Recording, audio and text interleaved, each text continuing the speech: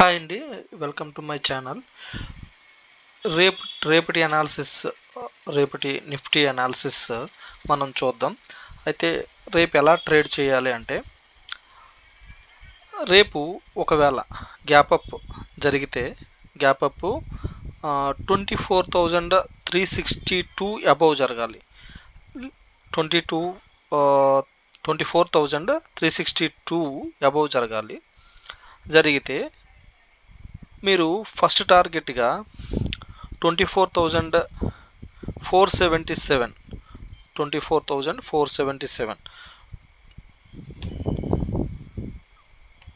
477ని first టార్గెట్గాను, దాని తర్వాత next 477 above sustain అయ్యి 513 బిలో రిజెక్షన్ వస్తే, సస్టైన్ అయినా కూడా ఒకవేళ రిజెక్షన్ వస్తే మీరు మళ్ళీ డౌన్ సైడ్ ట్రేడ్ని ఎగ్జిక్యూట్ చేసేటప్పుడు, డౌన్ సైడ్ ట్రేడ్ని తీసుకునేటప్పుడు మీరు మళ్ళీ టార్గెట్గా దేన్ని పెట్టుకోవచ్చు అంటే, మళ్ళీ టార్గెట్గా 24,280 వరకు టార్గెట్ పెట్టుకోవచ్చు.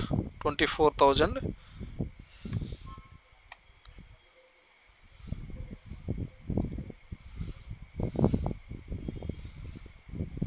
చూడండి, 24,280గా పెట్టుకోవచ్చు.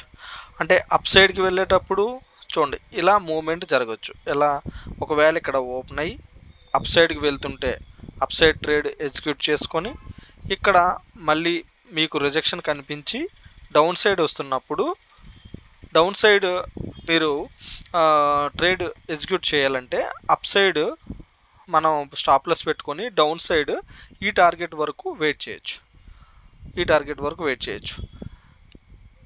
అయితే నెక్స్ట్ ఒకవేళ అలా జరగకుండా, రేపు గ్యాప్ అప్ జరగకుండా గ్యాప్ డౌన్ జరిగింది. అది కూడా ఎక్కడ గ్యాప్ డౌన్ జరిగింది అంటే 24,336 బిలో గ్యాప్ డౌన్ జరిగి 300 జోన్లో గ్యాప్ డౌన్ జరిగి డౌన్ సైడ్ వస్తుంటే 24,280 కూడా క్రాస్ చేస్తూ డౌన్ సైడ్ వస్తుంటే మీరు నెక్స్ట్ టార్గెట్గా 24,200ని టార్గెట్గా పెట్టుకోండి.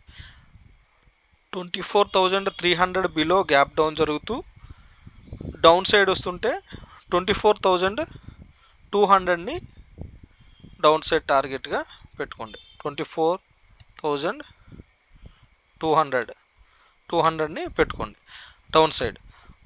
ఇంకా 200ని కూడా బ్రేక్ చేసి డౌన్ సైడ్ వస్తుంది, కానీ కన్ఫర్మ్ లేకుండా అప్ సైడ్కి వెళ్ళే ఛాన్సెస్ కనిపిస్తున్నాయి. రిజెక్షన్, ఎందుకంటే 24,200 దగ్గర హయ్యెస్ట్ పుట్ రైటింగ్ అనేది ఉంది. పుట్ రైటింగ్ అంటే సపోర్ట్ అనేది గట్టిగా బిల్డ్ చేసి ఉన్నారు 24,200.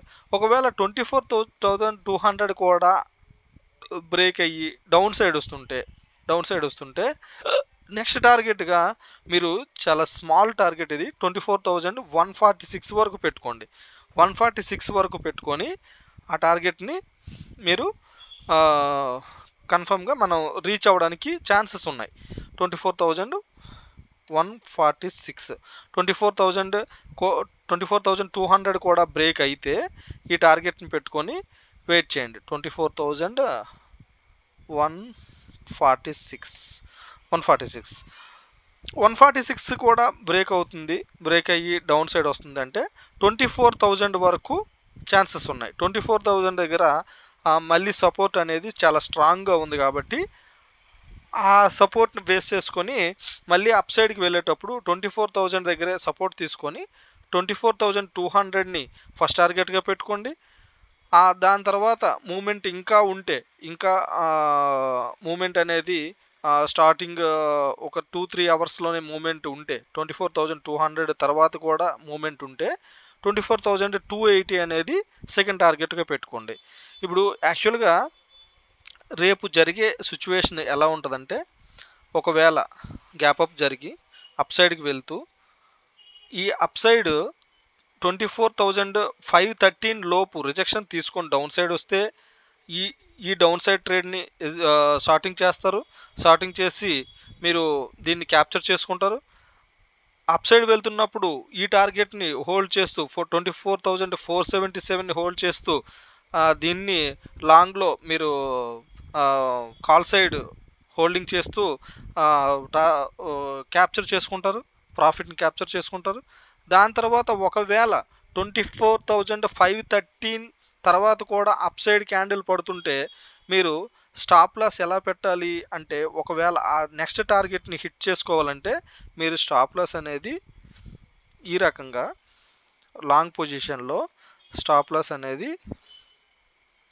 ఈ రకంగా పెట్టండి. ఎందుకంటే ఇక్కడ మనకి రిజెక్షన్ ఉంది. 24,480 490 దగ్గర రిజెక్షన్ ఉంది. 513 లోపు రిజెక్షన్ ఉంది.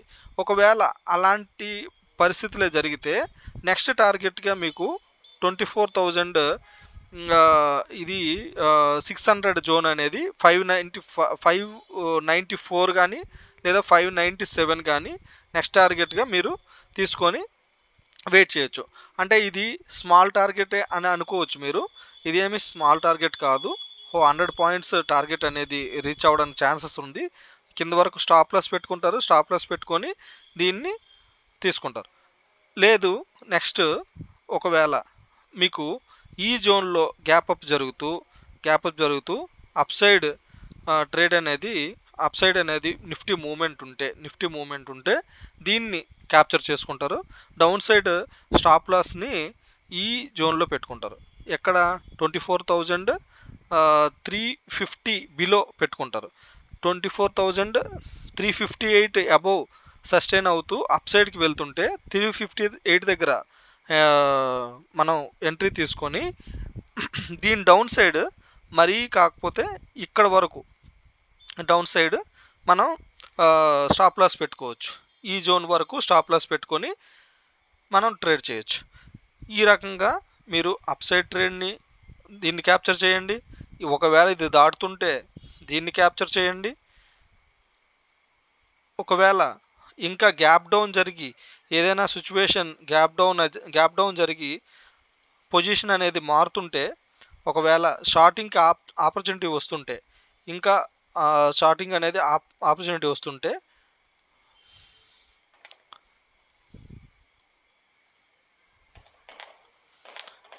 ఇక్కడ స్టాప్ లాస్ పెట్టుకొని మీరు 200 వరకు వెయిట్ చేయొచ్చు. ఎందుకంటే 200 అనేది సపోర్ట్ లెవెల్ కాబట్టి మీరు 200 కంటే ముందే టార్గెట్ని ఫిక్స్ చేసుకొని